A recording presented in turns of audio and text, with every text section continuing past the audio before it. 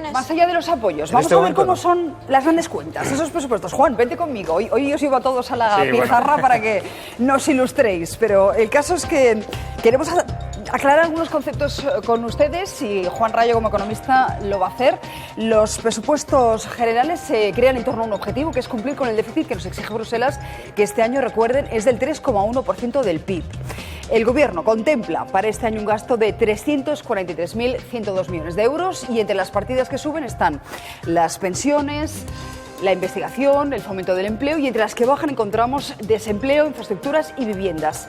¿Crees que está bien distribuido el gasto, Juan? Hombre, yo como principio general creo que el gasto donde mejor está es en el bolsillo de los ciudadanos, es decir, que no lo gasten los políticos, que no mercadeen los políticos con el gasto, sino que cada ciudadano particularmente decida a qué gastarlo. Y el problema de estos presupuestos es que elevan el gasto a una cota más elevada, descontando inflación, descontando intereses de la deuda, que el último gobierno de Zapatero. Es decir, el último gobierno de Zapatero, año 2011, ese gobierno tan manirroto que casi lleva, según decía el PP, a la quiebra a España, y es verdad, bueno, pues estos presupuestos ya gastan más que ese gobierno. Por tanto, mal asunto cuando se hipertrofia tanto el gasto. La mayor partida del gasto, sin duda, es el de las pensiones. Hablamos de 139.647 millones de euros, ni más ni menos. ¿Por qué esa cantidad tan sumamente elevada? Bueno, no porque aumenten las pensiones de los pensionistas que ya las venían percibiendo, porque efectivamente las pensiones están de facto congeladas, bueno, de facto están reduciéndose, no porque la inflación las devora, sino porque siguen entrando nuevos pensionistas al sistema que se jubilan con una pensión más alta que los pensionistas existentes. ¿Por qué? Pues porque durante su vida laboral han cobrado salarios mayores que los pensionistas anteriores y por tanto han cotizado con cuantías más elevadas a la seguridad social. Pero esto no significa que los pensionistas vayan a cobrar más, ni mucho menos. De hecho, este año la subida de las pensiones ha sido del 0,25%, pero el IPC, los precios de abril, han subido un 2,6%, así que habrían perdido un 2,35% de poder adquisitivo, ¿no? Efectivamente, y más poder adquisitivo que van a perder en los próximos años porque hay un problema cierto sobre gasto en materia de pensiones, no hay un déficit estructural en la seguridad social y el Gobierno la única forma que ha encontrado de ajustar ese déficit es recortar el gasto, pero además de recortarlo de una manera deshonesta, porque no dice vamos a bajar el gasto y vamos a recortar de verdad las pensiones a los españoles, si creen que no hay otra alternativa. Dicen, las subimos un 0,25, pero que la inflación las vaya devorando. Así no asumimos el coste político de tomar medidas de verdad. Profesor Gaidí-Lieberman, aprovecho para saludarle también a usted, que le tenemos en Barcelona. Hoy hemos movilizado a todos nuestros economistas. Muy buenos días.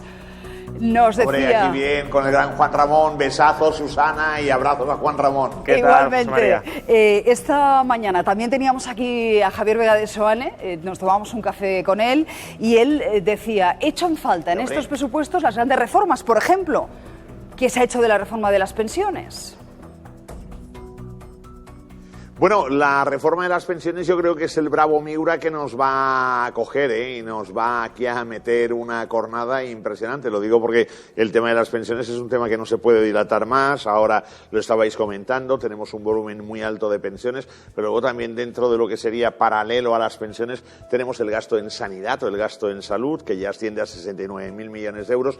No está todo recogido en los presupuestos generales del Estado porque hay competencia de comunidades autónomas, pero bueno, esto no se va a poder sostener, no se va a poder mantener y por tanto hay que empezar a pensar en alguna solución. Juan Ramón lo decía muy bien, este 0,25% de incremento de alguna manera te pone un poco, digamos, ahí a los leones, ¿no? Que luego los leones van a ser la inflación, vas a perder poder adquisitivo, pero bueno, de lo que se trata es de que las finanzas de la seguridad social, entre lo que ingresan y lo que gastan, no cubren y por tanto tenemos ahí o teníamos un fondo de reserva para echar mano que ahora se tiene que inyectar con un préstamo que se hace dentro de estos presupuestos. Hay que arreglar el tema de las pensiones de una vez, en vez de dedicarse a los rabos de los perros y a si hay que sacar a uno de una tumba a otro. Yo creo que hay que afrontar el tema que es importante y vital, Susana. El objetivo de déficit del 3,1% que nos marca Bruselas, ¿cree que lo vamos a cumplir? Porque Ciudadanos, que se jacta de que por primera vez estos presupuestos no incluyen aumentos de impuestos, dicen que eso es un mérito suyo, se lo atribuyen ellos. En fin, también recuerdo que aquí nos decía el señor Garicano, el economista de Ciudadanos, que más adelante ya se verá, que igual habrá que aprobar algún aumento de impuestos, ¿no? Él mismo decía que había que pensar en esa opción. Bueno, yo tengo ahí alguna discrepancia, Susana. La primera de ellas para mí es que yo creo que no se van a cumplir, es decir, en el total de los presupuestos, digamos ya, estoy hablando de todo lo que sería tanto Estado, Seguridad Social, comunidades autónomas, corporaciones locales, estamos viendo que habrá unos ingresos de 445.000 millones de euros y un gasto total de 400, casi 82.000 millones de euros. Esto me daría un déficit de 36.000 millones de euros, pero hay que concretar que tenemos unos pasivos contingentes, de los cuales en los presupuestos del Estado ya se reconoce una partidita de 2.400 millones que viene por lo de las radiales, pero luego nos están pegando en París por el tema de las energías renovables, termosolares.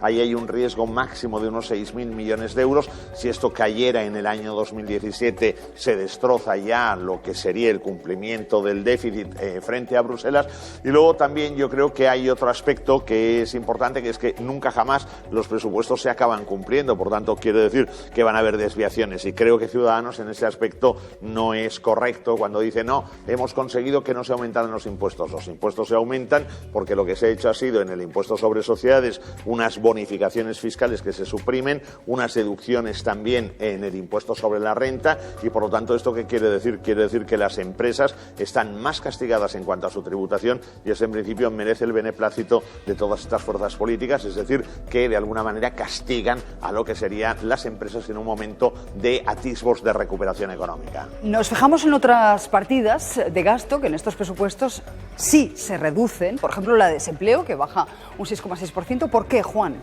Bueno, básicamente por dos motivos. Primero, por la creación de empleo, y segundo, porque las prestaciones de aquellos que siguen sin encontrar empleo se van agotando. Hay un plazo máximo de 2 años y, por tanto, aquellos que fueron despedidos y no han encontrado empleo en los últimos 2 años, pues evidentemente esa partida Otra partida va que baja, infraestructuras, se van a reducir las inversiones en un 10,9%. Eso lo criticaba también mucho Vega de Soane. Sí, a ver, la gran partida de ajuste, en parte es comprensible, la gran partida de ajuste durante esta crisis para, de alguna manera, acercarnos al cumplimiento de déficit han sido las infraestructuras. Es decir, en el año 2009 llegamos a gastar alrededor de 60.000 millones de euros en infraestructuras, que es una auténtica locura. Fue el año del Plan E y de todo el gasto absolutamente superfluo en levantar aceras para volverlas a cubrir. Ahora, pues 15.000 millones, alrededor de 15.000 millones de gasto, es un gasto que en parte puede que sea insuficiente para obras que estaban pendientes o incluso mantenimiento de infraestructuras que tenemos en marcha, pero hay que tener en cuenta que seguimos teniendo un déficit superior al 4% el año pasado. Por tanto, de alguna partida hay que recortar el gasto, y la más fácil políticamente son las infraestructuras. La inversión baja también en todas las comunidades autónomas, menos en una, en Canarias, de donde lo comentábamos ahora es Pedro Quevedo, el diputado 176, cuyo apoyo ha sido fundamental para la aprobación de estos presupuestos. Bueno, él y Nueva Canarias, entre los dos, habrían sacado unos cuantos millones. ¿Qué opinas sobre esto? Porque no te he escuchado sobre lo que comentábamos en la mesa respecto al mercadeo, ¿no? A ver, mercadeo es evidente que hay, es decir, esto es una obscena compra de votos, pero no nos engañemos, es decir, mercadeo hay también dentro de los partidos. Cuando Rajoy intenta conseguir, por ejemplo, el apoyo de determinados varones regionales, evidentemente también les puede prometer que sus comunidades autónomas recibirán más o menos fondos, que sí, que queda dentro de un mismo partido nacional, pero al final dentro del mismo también hay ese reparto. O si a Rajoy le interesa, por ejemplo, captar votos en una determinada comunidad autónoma para unas elecciones generales o autonómicas, donde el PP puede estar un poco más flojo de votos, pues también puede destinar fondos a esa comunidad, y eso en definitiva también es compra de votos, aunque sea dentro del PP. Ya. La solución, por tanto, es lo que comentaba al principio, que el dinero quede en el bolsillo del ciudadano, que no se trafique con el dinero del bolsillo de los ciudadanos para luego comprar votos y para conseguir la estabilidad política. Hablamos mucho de Canarias, pero podemos hablar perfectamente del PNV en Euskadi, porque también ha conseguido la devolución y la reducción del cupo. En teoría, el cupo tendría que quedar al margen de la negociación presupuestaria, pero se ha utilizado, ha sido, digamos, una de las principales argumentaciones del PNV a la hora de negociar. ¿Qué opina usted, señor Gai de Líbana, respecto a eso, ¿no? Los catalanes aquí, cero. Esta vez, sí, PDeCAT, Convergència, vamos a leerlo.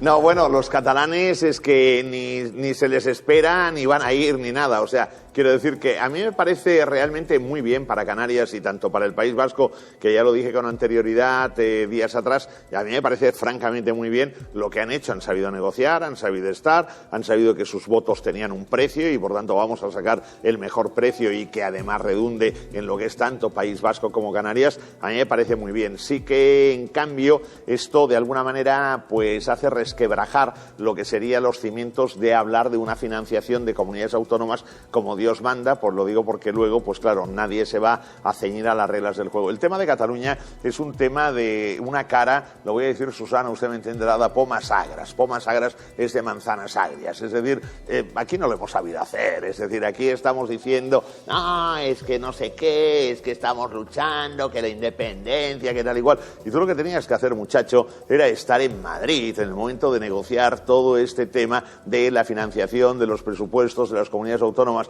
Y claro, te has quedado totalmente fuera de juego. Por tanto, ahora no vayas quejándote ni lamentándote ni nada. Pese a esto, Cataluña va a ser, en este caso, la región que se va a ver más favorecida dentro de lo que es el gasto en infraestructuras, con 1.150 millones de euros, que ni de lejos compensa lo que sería su aportación al PIB ni la proporción de población sobre el total de España. Pero hay que saber negociar. No se puede uno poner así, no quiero negociar. Si no estás ahí, pues evidentemente, chico, te quedas fuera de juego, ¿no? Y es el problema que les pasa a los catalanes ahora, o nos pasa. Ahora hablaremos también de la cumbre independentista prevista para esta tarde. Pero el caso es que todo este gasto en presupuestos se pagará supuestamente con unos ingresos de 292.090 millones de euros. ¿Esta cifra es real?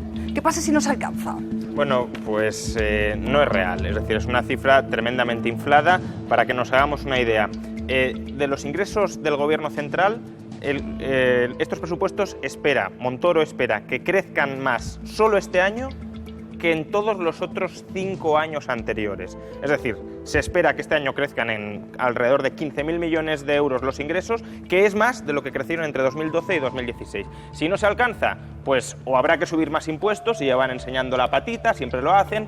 Al principio de año no suben los impuestos y luego, conforme avanza el ejercicio y se ve que no están cuadrando las cuentas, empiezan a apretar las tuercas a empresas o familias. Y si no, pues se incumplirá el objetivo de déficit con Bruselas, y como Bruselas ahora tiene otros problemas en la cabeza que el cumplimiento o incumplimiento de España, pues lo único que sucederá es que todos los españoles estaremos mucho más endeudados que el año anterior.